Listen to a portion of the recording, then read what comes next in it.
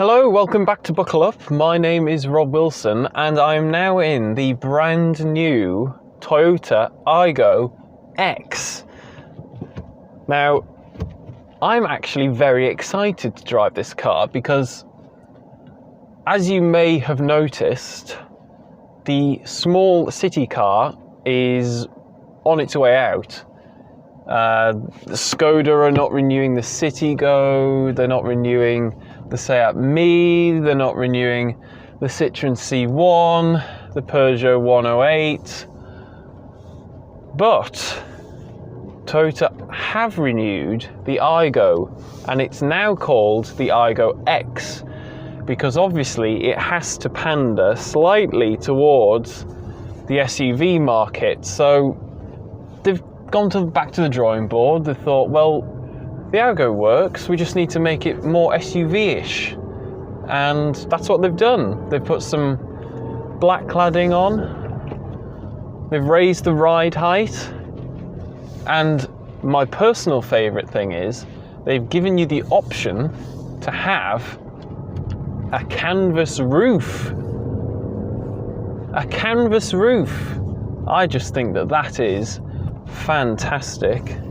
But what I'm going to find out is, have Toyota saved the small car, or have they wasted their time? Because there must be a reason why everyone else is giving up on the city car. I hope they can save it, because I think it's an extremely important class of car. So, first impressions, it feels like a city car. You've got a 5-speed manual gearbox down in the middle. It's reasonable to use.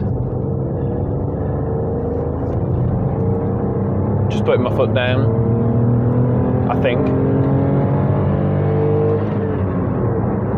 Okay, so it's not fast.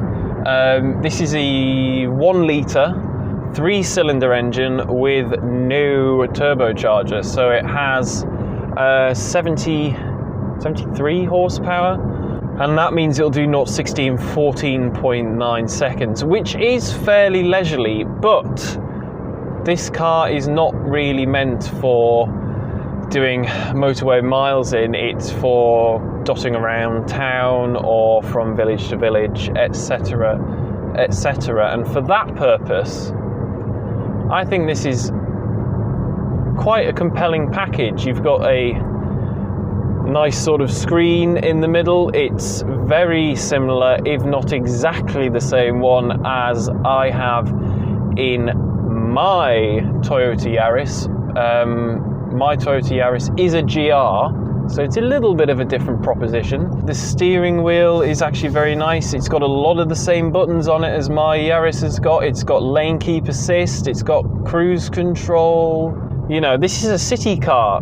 These are big features we're talking about. It's got climate control as well. Granted, it's only one zone climate control, but still climate control nonetheless. I'm now in town, which is where this car is going to be spending most of its time, I would imagine. So, let's find out what it feels like. I think the most important thing is, well, the steering being very light, which it is, the clutch being very light, which it is, and the ride being compliant enough that it doesn't break your spine when you go over a pothole, which it is compliant, actually. It's surprisingly comfortable, because this has got a very short wheelbase, so cars with short wheelbases usually don't ride this well. I used to have a Volkswagen Up. Granted, it was the GTI, but this definitely rides better than that. You can definitely tell it's a 3-cylinder. Nice little warble from the engine.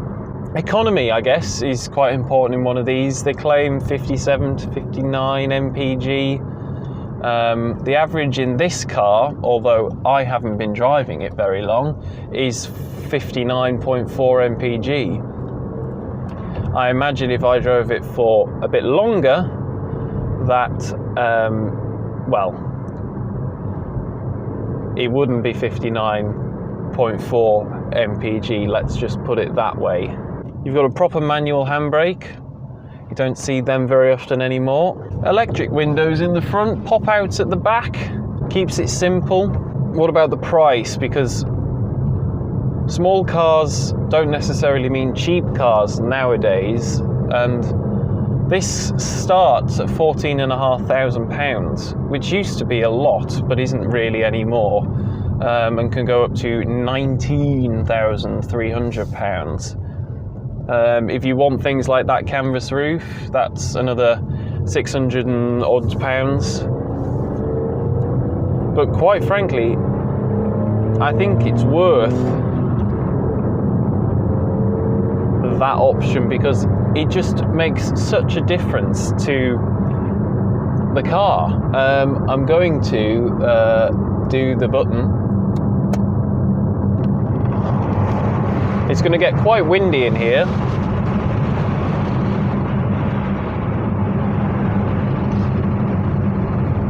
Look at that!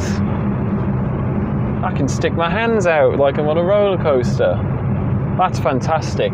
It just changes, having the roof off of a car just changes the dynamic completely. For the better, for the better. Look at me. I'm racing around a roundabout like a city car. Woo! Feel the limit of grip. No, yeah, it's let's close that back up. Just for the audio, if nothing else.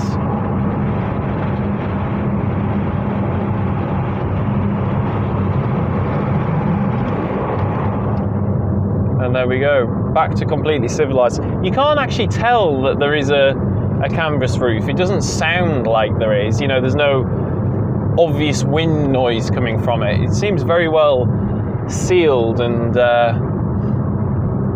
I'm glad that Toyota have stuck to their guns and thought, no, we can do the city car. I hope that the city car continues into the electric age, because people need small, cheap cars like this. And if you're in the market for a city car, this is it. This is your option. Everyone else has stopped making them. Anyway, that's probably just about enough twittering on from me. So if you have enjoyed the video, make sure to give it a like. If you've got something to say, comment down below. I want to know what your thoughts are on the Aygo X. Is it the saviour of the small, cheap city car? And most importantly, please do subscribe to the channel. If you aren't already, you can see many more videos coming up just like this one. So with all that said, I think it's just about time for me to say goodbye. See you next time.